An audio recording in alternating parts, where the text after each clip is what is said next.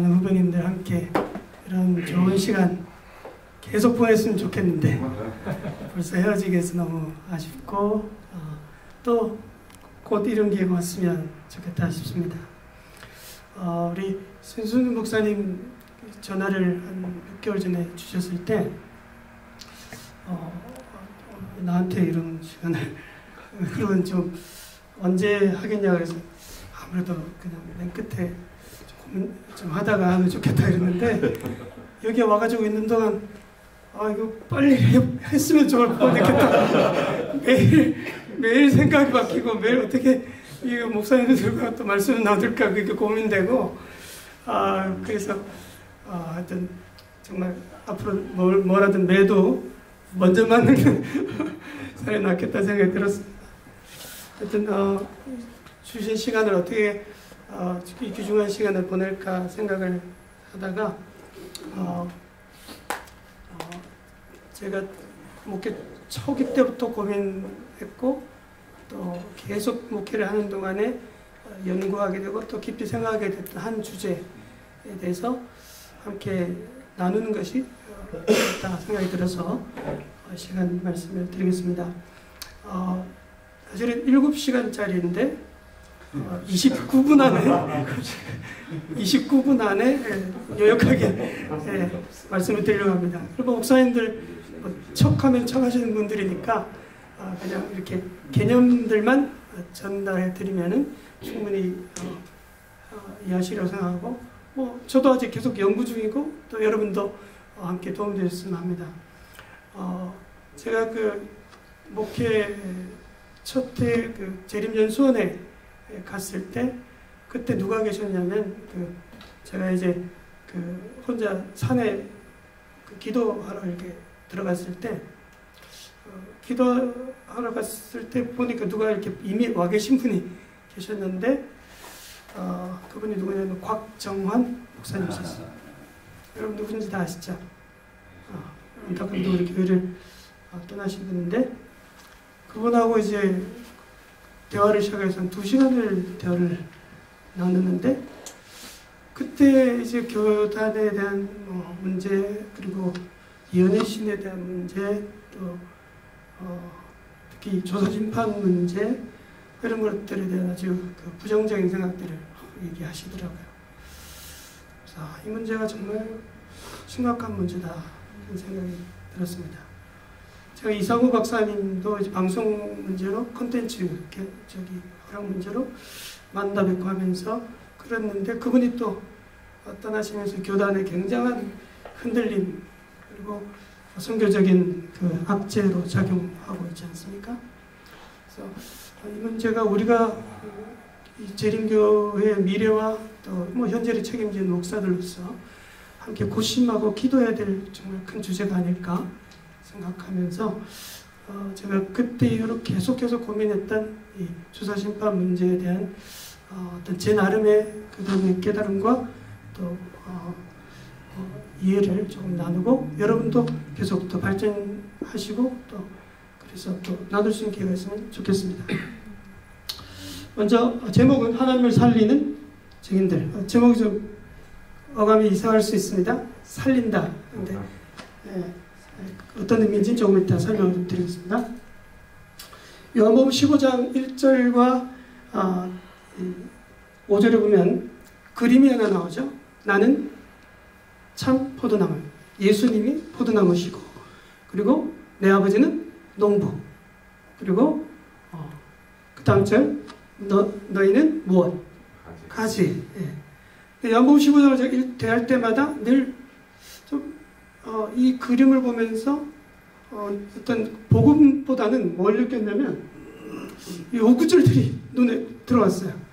열매를 맺지 못하는 가지는 어떻게 하시고 재버리고 그 다음에 또 6절 가면은 이걸 잘라지고 모아가지고 불에 사르고 이런 운명이 우리가 돼서는 안 된다. 내가 돼서는 안 된다. 그런 두려움을 보면서 늘 이 요한복음 15장이 두려웠습니다. 근데 이 말씀을 조금 더 살피고 연구하는 가운데서 이 말씀은 사실은 하나님과 우리와의 매우 독특한 관계를 설명하고 있다는 사실을 깨닫게 됐습니다. 여러분, 이 열매를 못 맺는 가지라고 해서 자르고 막 자르고 이 기둥들로 필요합니까? 다 잘라낸 가지 다 잘랐어. 그리고 다 잘라나간 나무는 필요해요, 안 필요해요? 그 나무도 또 쓸모없으면 잘라버리죠. 그렇죠? 그러면 가지를 다 잘라버리면 나무 자르면 그 나무 자르려면 그 나무의 주인 농부는 어떻게 해요? 농부가 굶어 죽는 거예요.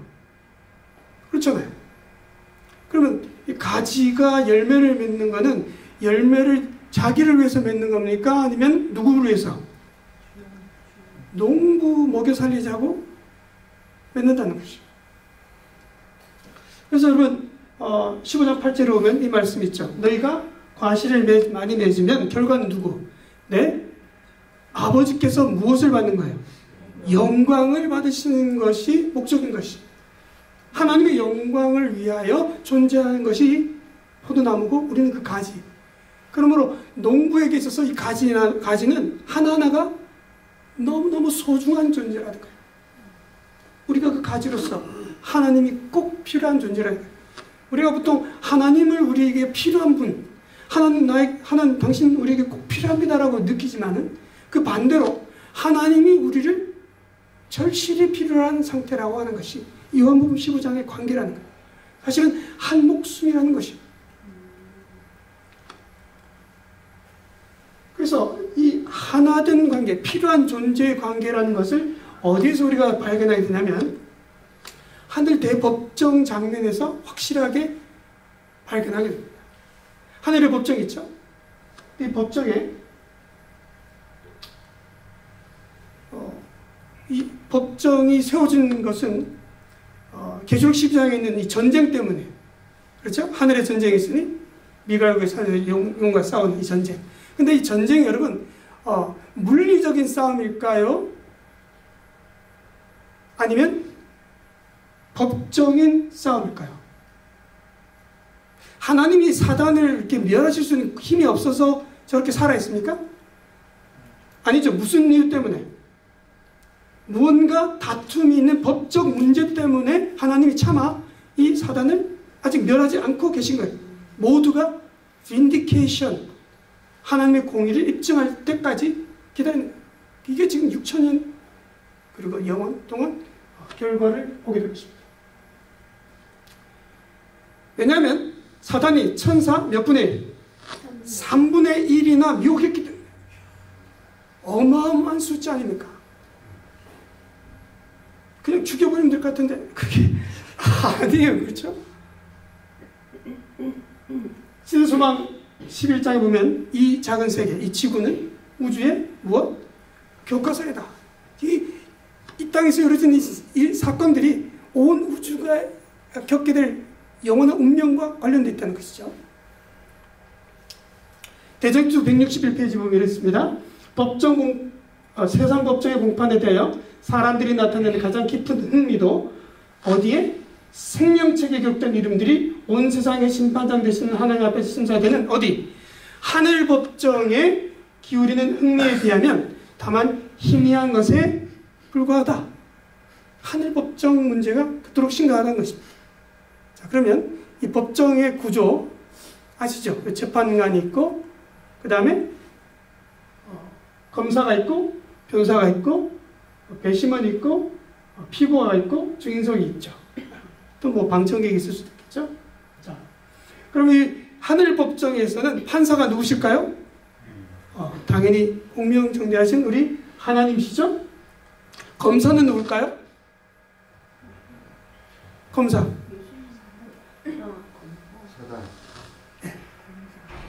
예.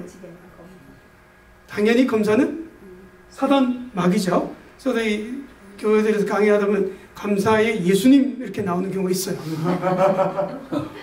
예수님은 절대로, 물론 잠깐 예수님은 절대로 우리의 검사가 아니십니다.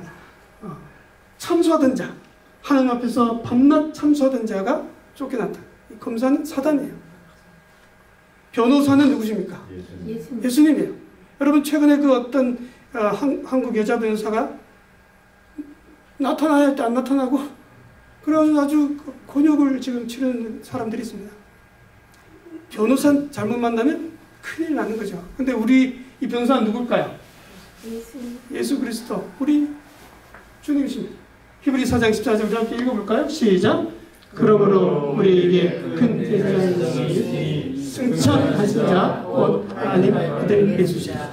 예수님만 믿으면 그분과 함께 한다면 우리는 이길 수 있는 거죠. 그 다음에 한쪽에 우리 한국도 이제 많이 하고 있습니다. 무슨 제도가 있어요? 배심원이 있습니다. 이 배심원은 결국 판결을 합니다.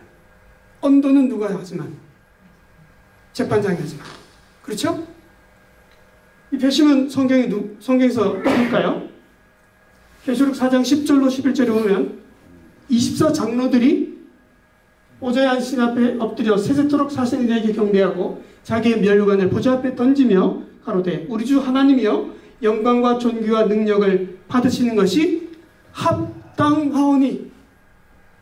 근데 이 합당이라는 말이 바로 vindication, 법정 용어입니다. 그래서 24장로 역할을 보면 계속해서 이 배심원의 역할인 것을 우리가 확인할 수가 있습니다. 그러면 피고가 있게 되죠. 이 하늘 법정에 피고는 누굽니까? 누굽니까? 피고 속에 누가 있습니까? 나. 맞습니까? 아멘. 고개를 끄덕이시는 분들이 많은데 차마 인정하고 싶지 않은데 근데 사실 여러분 온 우주가 지금 지켜보는 이 엄청난 사건에 이 사건 번호가 몇 번인지 정확히 모르지만은 그거 1번일 겁니다. 이 사건 번호에 이 중요한 사건에 내가 그 정도의 중심 인물일까요? 오늘 이 시간에 말씀드리고 싶은 것은 하늘 법정의 현재 이 피고석에는 내가 아니라 누구? 재판장이신 하나님 아버지가 앉아 있는 형국이라는 것입니다. 여러분 성경과 영신을 통해 볼 때 여러분 이 사실 인정하십니까? 안타깝지만 정말 놀라운 일이지만 우리의 하나님이 어디 자리에 지금 앉아 계실 거예요? 하늘 법정에 피고석에 끌어내려져 계신 거예요. 억울하게. 그렇죠? 신수막 13장에 보면 세상은 하나님에 대한 오해로 말미암아 어두워졌다. 왜 이런 일이 생겼어요? 누가 고소했어요? 검사, 원고, 사단이 하나님을 피고석에 끌어냈어요. 뭐라고 했습니까? 사단은 하나님의 율법을 이기적인 율법으로 나타낸다. 그는 우리 인간이 그 율법의 계명들을 순종하는 것이 무엇하다? 불가능하다고 선언한다. 사단이 고소장을 쓰면서 하나님의 법은 아예 지킬 수 없는 법이라고 해놓은 것입니다. 지킬 수 없는 법인데 만들어 놓고 독재하는 독재자들에게 하나님에 대한 생각, 그 생각을 불어넣는 거예요. 시대소망 16페이지 보면 그는 우리 시조의 타락, 거기에 따른 모든 재난의 책임을 누구에게? 조물주에게 지우고 사람들로 하나님을 죄와 고통과 사망의 창시자로 여기도록 만들었어. 세상이 어두컴컴합니다. 여러분, 만약 여러분이 사랑하는 아버지가 정말 말도 안 되는 이유로 억울하게 피고석에 앉아있다고 생각하십시오. 그럼 여러분은 어떻게 하시겠습니까? 그분을 위해 무엇이든지 하려고 하실 것 아니겠습니까? 우리 하나님을 위하여 억울하게 피고석에 앉아 계신 우리 하나님을 위하여 우리도 뭔가 해야 하지 않겠습니까? 자, 그리고 법정에 또 어떤 자리가 있습니까? 뭐 방청석도 있어요. 우주의 검들이 지켜보고 있습니다. 근데 또 한 자리가 있어요. 아주 중요한 자리가 하나 있어요. 무엇입니까? 증인의 자리가 있습니다. 이 증인의 자리, 이 자리에 앉아있는 사람은 피고인에게 있어서는 목숨 같은 사람이에요. 증인이 현장에서 이 피고가 행하는 악을 만약 봤다고 증언하면 그 증언 때문에 피고는 사형을 당할 수도 있어요. 그런데 증인이 아니다, 그는 그 시간에 나와 함께 있었다 라고 하여주는 그 한마디에 여러분 무죄 방면이에요. 여러분, 그래서 제목이 뭐였어요? 하나님을 살리는 증인이라고 한 것이에요. 여러분, 하나님을 살리는 증인들이 되기를 원하십니까? 요한복음 15장 8절, 너희가 과실을 많이 맺으면 이 맺는 것이 내 아버지께서 무엇? 영광을 받으시는, 영광을 회복하시게 되는 정말로 중요한 일이라고 하는 것이에요.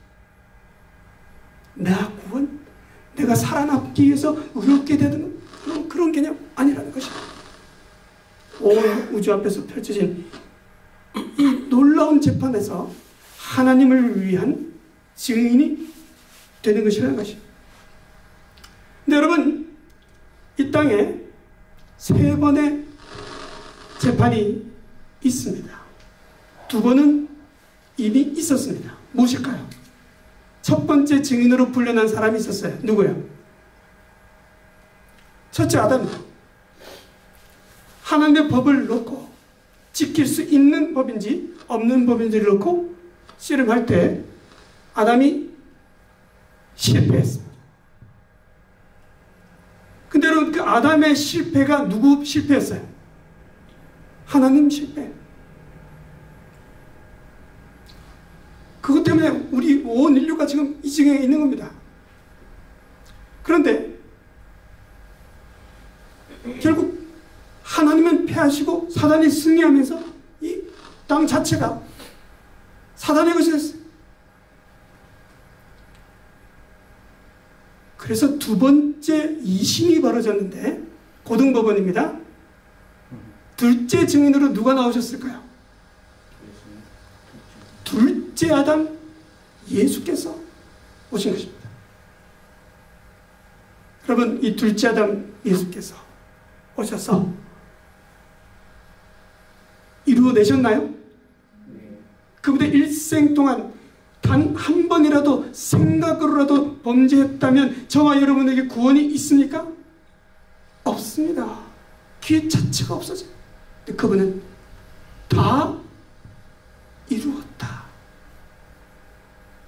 이루셨어요. 우리 주님은 우리가 한결같이 시험을 받은 자로 돼 죄는 없으셨어요. 할렐루야. 아멘. 그에게는 죄가 없느니라. 요한복음 16장 33절, 내가 세상을 이겼노라. 여러분, 그 예수님 한 분의 승리, 그분의 일생 동안 하나님의 법은 지킬 수 있는 순종하는 법이라는 사실을 증명해냄으로 말미암아 누가 이번에는 승리하셨어요? 하나님이 승리하신 거예요. 1심 재판의 첫 아담 때문에 사단이 승리하고 하나님 패배했어요. 1대0. 근데 이번엔 둘째 아담이 그분의 삶을 통해 보여주시면서 누가 승리하고? 하나님이 승리하고 사단이 패하면서 이제 1대1이 된 것이에요. 여러분, 그러면 상황이 종료된 겁니까? 예수님 한 분이 지켜내실 수 있는 것이 증명됐으면 끝난 겁니까? 아니죠. 하나님의 법은 지킬 수 있는 법이라는 사실을 보여줄 또 다른 누가 필요한 겁니까? 또 다른 증인들이 필요한 것입니다. 시대소망 16장 우리 함께 읽어보겠습니다. 시작. 예수께서는 이런 기만을 폭로시키실 것이다. 그는 우리 중 한 사람이 되어 순종의 모본을 주실 것이었다. 이 일을 하시기 위하여 그는 인성을 취하시고 우리의 경험을 몸소 체험하셨다. 그래서 첫째 아담이 패배하고 둘째 아담이 승리하시고 마지막 30 대법정이 열리게 되는데, 여러분 저는 이 하늘 대법정이 열리는 때가 언제라고 믿냐면 1844년 10월 며칠에? 20일. 네. 하늘 대법정이 열리는 때가 바로 이때였다고 생각합니다. 조사 심판이 시작되게 됩니다. 여러분 이 조사 심판이 시작된 때부터 함께하게 된 하나님을 위해 vindicating 할 이 사람들이 누군가? 교회입니다. 하나님의 아들들.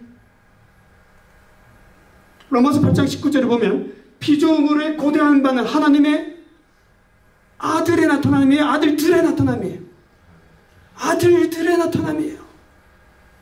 하나님의 영으로 인도함을 받는 바로 그 하나님의 아들들, 교회, 저와 여러분이 반드시 이 일을 해야만 온 피조물들이 함께 하나님의 영광을 회복하는 하나님의 정말 영원한 나라를 다시 새롭게 세우는 것입니다.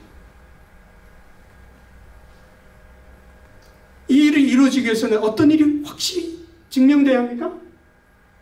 사단이 고소한 내용 뭐예요? 하나님의 법은 지킬 수 없는 법이라는 고소장을 틀렸다고 말해요. 증인들이 필요한데, 그럼 우리는 그 증인에 있어서 어떤 증언을 해야 되는 것입니까? 하나님의 법은 지킬 수 있는 법이라는 것을 보여줘야 돼요. 그걸 누가 하셨어요? 먼저 예수님 스스로가 하셨고, 예수님과 함께한 우리 모두가 하나님의 법은 지킬 수 있는 법이라는 사실을 증거해야 하는 것입니다.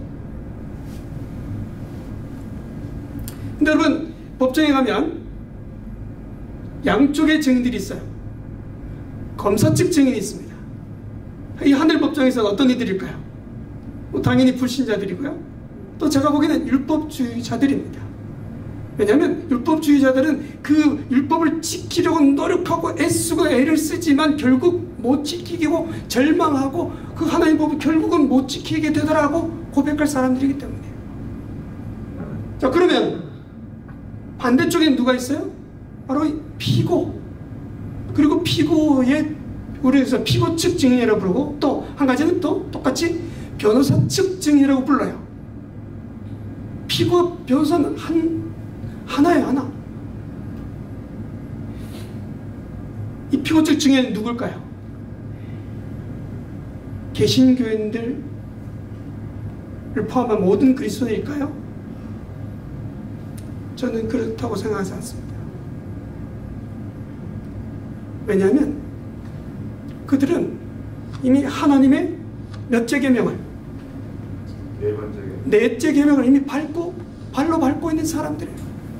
그러므로 그들이 9가지 계명을 완전히 지키고 철저히 순종하고 있는 사람들일지라도 우리 형제들이지만 예수 그리스도의 이름으로 반드시 그 피로 구원받을 사람들이지만 그들은 이 하늘 대법정에 아무 도움이 안 되는 사람들일 거예요.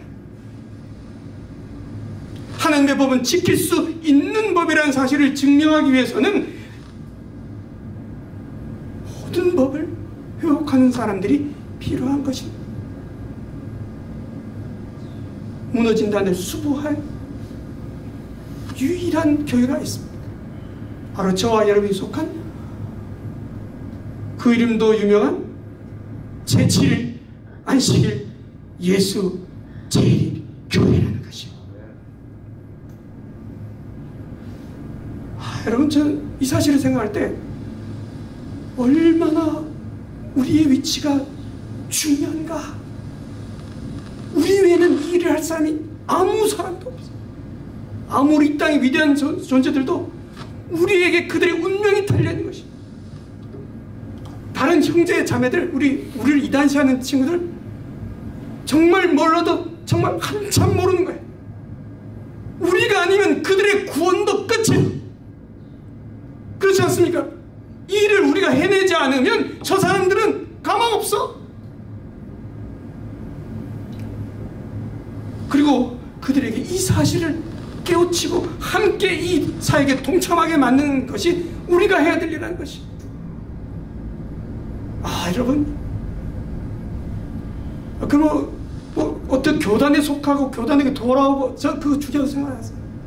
그들이 있는 교회에서 그들이 가지고 있는 9개의 계명에다가 하나님의 안식일의 계명을 그들의 삶 속에서 회복하게 만들면 그것이 우리가 함께하는 하나님을 위한 빈디케이터가 되는 역할이라고 믿습니다. 우리가 하게 되는 것은 무엇이에요? 하나님의 법은 지킬 수 있는 법이라는 사실을 예수님이 변호하시고 우리가 그 증인들로서 증언해야 합니다. 계시록 7장 2절 3절 함께 읽읍시다. 시작. 이마에 하나님의 인을 받고자 하는 사람들은 넷째 계명에 있는 안식일을 지켜야 한다. 여러분, 하나님의 인 받는 사람들은 저는 바로 이 특별한 무리라고 생각합니다. 14만 4천이라는 숫자가 실수든 허수든 상징수는 상관없어요. 어떤 수가 차이까지 하나님께서 바로 이 사람들을 특별히 하나님께서 원하고 계시는 거예요.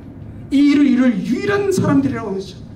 마치 저는 어떻게 느끼냐면 전투에서 특공대 같은 존재라고 생각합니다. 전쟁을 끝내는 마지막 역할을 이룰 수 있도록 이 특공대가 하는 역할을 제7회 재림교회가 하고 있다고 생각하는 것입니다. 고린도서 4장 9절 우리는 세계 곧 천사와 사람에게 구경거리가 되었다. 모두가 이 상황을 지켜보고 있는 것입니다. 그러면 지금 이 조사심판은 무슨 일을 하고 있는 것인가? 우리가 피고석에 있지 아니하고 어디 있다고 지금? 증인석에 있는데 이 증인석에 있는 사람들과 관련된 심판이 벌어지고 있다는 것입니다. 신명기 19장 18절에 보면 여러분 이 구절은 좀 새기시면 좋겠어요.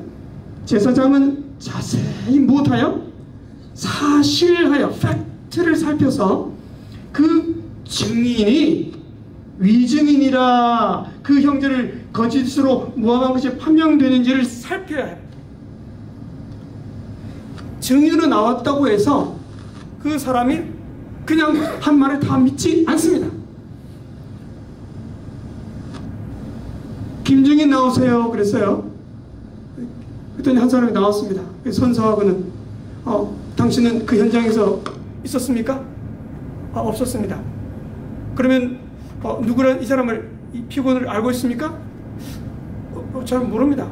근데 왜 나오셨어요? 그랬더니 제 성이 김이고 이름이 증인이라 나왔습니다. 김증인이라 나왔다는 거예요. 제7일 안식일 예수 재림교인이라는 이름을 가진 사람이라고 해서 다 증인이 아니라 그 말하는 것이 우리의 하나님을 살리기 위해서 하나님을 위하여 증인이 되고자 한다고 할지라도 여러분 검사가 이걸 가만두겠어요? 샅샅이 뒤져가지고 이 사람이 증인이 될 자격이 없다는 것을 격렬하게 공격할 것입니다. 변호사는 뭐 할까요? 이 증인이 자격이 있다는 것을 확실하게 보여주기 위해 모든 것을 할 것입니다. 대쟁투 159페이지에 이런 구절이 있습니다. 함께 읽어봅시다. 시작. 마지막 대속죄와 조사심판의 날에는 하나님의 백성이라고 공언하는 사람들의 사건 사건만을 다루게 된다. 즉 생명책에 이름이 기록된 사람들만 다루는 거예요. 증인이 되겠다고 작정한 사람들만 다루는 것이, 저와 여러분만 다루는 것이, 악인의 심판, 재판 이런 거 언제예요? 딴 데 하는 거예요. 천년기 그 이후에, 이전 다. 그러면 여러분, 저는 이렇게 말씀드리고 싶습니다. 이 구절 함께 읽어줍시다. 시작. 조사 심판은 증인 자격 심사다. 조사 심판은 저와 여러분의 죄를 심판하기 위해서 이루어지는 심판이 아니라 하나님의 빈디케이션을 위하여, 하나님의 오르심을 증명하기 위하여, 그분의 영광을 회복하기 위하여, 명예를 회복하기 위하여 증인석에 나선 사람들의 자격을 하나하나 세심히 사실하는 심사가 될 거라는 것입니다.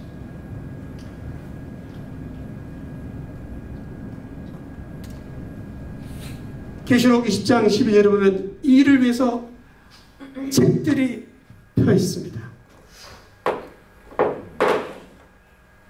책들이 있습니다.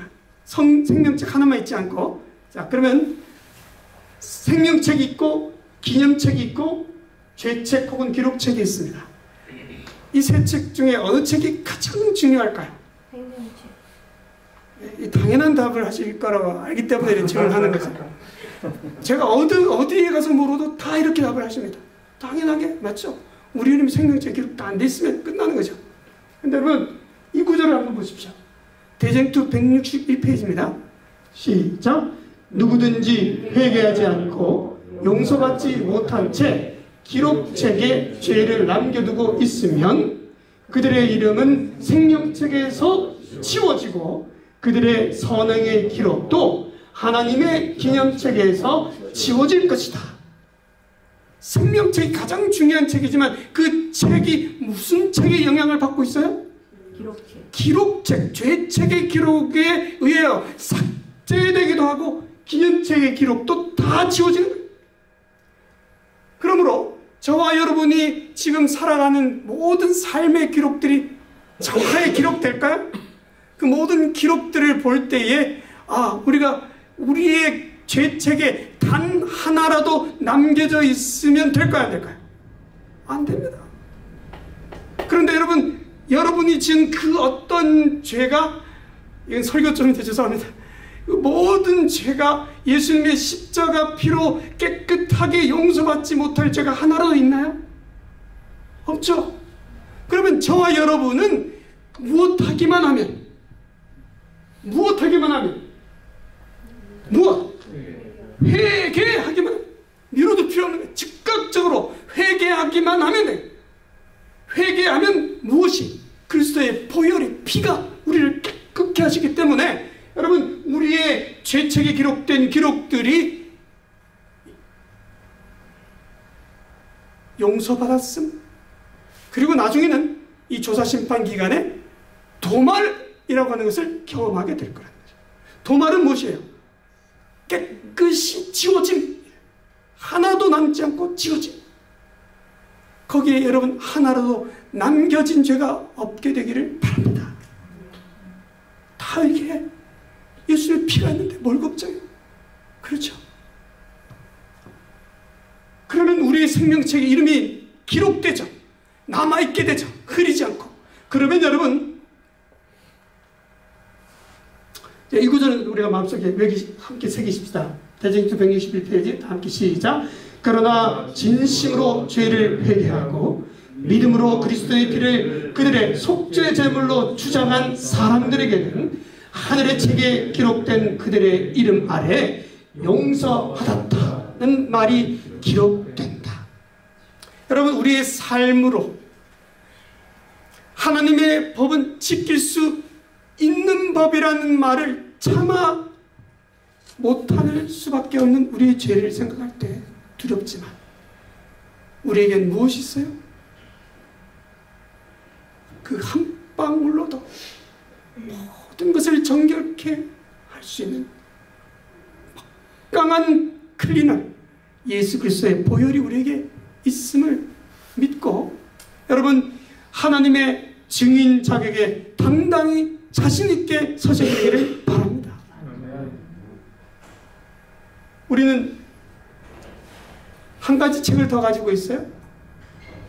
바로 이 책들이 우리가 하나님을 위한 증인의 자격으로 제시할 증거물들이에요. 세세히 기록하고 있어요. 하나님의 기념책에는 의로운 행위가 빠짐없이 영원히 기록된다. 거기에는 뭐죠? 유혹을 물리친 것, 자, 죄를 지었었던 것을 말하는 거예요. 그런데 누구와 함께 있으면서, 누구와 함께, 과거에는 내 스스로를 못했는데 누구와 함께 이 일을 이루었어요? 하나님과 함께 있을 때는 이뤄냈어요. 저 피고석에 있는 하나님이 사실은 나의 큰 도움이셨어요. 유일한 도움이셨어요. 하나님과 함께 있다면 우리는 죄로부터 승리할 수 있습니까? 있어요, 없어요? 없으셨어요? 있으셨죠? 전에는 실패했는데 하나님과 함께 하면서 습관적인지도 이겨낸 것들이 있었죠. 여러분 그 기록들이 하나님과 함께 있었기 때문에 가능했기 때문에 하나님과 함께는 이루어질 수 있는 거예요. 그래서 여러분 하나님께서 우리에게 무엇을 선물로 주셨어요? 성령을 선물로 주셔서 성령과 함께 일을 이루도록 하신 거 아닙니까? 악을 이긴 것, 이 모든 기록 하나하나가 증인석에서 하나님을 위한 증거 자료로 사용될 거예요. 여러분 이 기록이, 여러분 증인석에 선 사람이 이 증거를 딱 몇 개만 갖고 있어도 돼요. 딱 몇 개. 하나만 있을 때. 십자가 오른편의 강도, 그동안 살았던 것 같지만 몇 번? 딱 한 번. 그것으로 하나님을 위한 증인 역할 한 거예요. 여러분 더 많아서 하나님을 마음껏 증언할 수 있게 되기를 바랍니다. 그러나 혹 그렇지 못하고 여러분의 일생에서, 저와의 일생에서 딱 한 번 하나님과 함께 죄를 이겨낸 경험만 가지고 있으면 죄책에는 기록, 십자가의 피로 깨끗하게 졌지, 기념책에는 그 증거 있지, 그러면 하나님을 위한 증인의 자격으로 역할을 하게 되는 것입니다. 하나님의 법을 지키는 경험들을 보여줌으로 하나님을 위한 증거의 역할을 하게 됩니다. 부자선자 68페이지입니다. 예수님이 이 땅에 오신 목적도 이렇습니다. 그분께서 오신 것은 단순히 이 작은 세계 거민들이 하나님의 율법을 마땅히 생각할 대로 생각하게 하는 것뿐만이 아니라 온 우주 앞에 무엇을? 하나님의 품성을 옹호하기 위해서였다. 시대의 소망 671페이지에 여러분 이 말씀 함께 읽어봅시다. 시작. 하나님의 명예, 곧 그리스도의 명예는 당신의 백성의 품성을 온전케 하는 것과 관련되어졌다. 그래서 요한복음 15장 8절에서 우리가 과실을 맺는 것, 많이 맺으면 맺을수록 좋겠지만 여러분 딱 하나만 맺어도 돼. 맺으면 하나님께 영광이에요. 그분의 의로우심을 온 우주 앞에 증명하는 역할을 하게 될 것입니다. 갈라디아 5장 22절로 23절 다 아는 말씀이죠. 우리 마음속에 한번 깊이 새겨보시면서 읽어보십시다. 시작. 오직 성령의 열매는 사랑과 희락과 화평과 오래 참음과 자비와 양선과 충성과 온유와 절제니. 여러분 이 연구는 말씀드린 대로 미완성입니다. 지금도 계속하고 있고 또 여러분들도 함께 해주시면 좋겠습니다. 어쩌면 이상구 박사도 이 조사심판이 나의 구원의 문제가 아니라 실은 더 큰 하나님의 나라, 그리고 하나님, 그가 그토록 사랑한다고 말하는 하나님의 빈디케이션을 위해서 사용되는데 엄청난 일이라는 사실을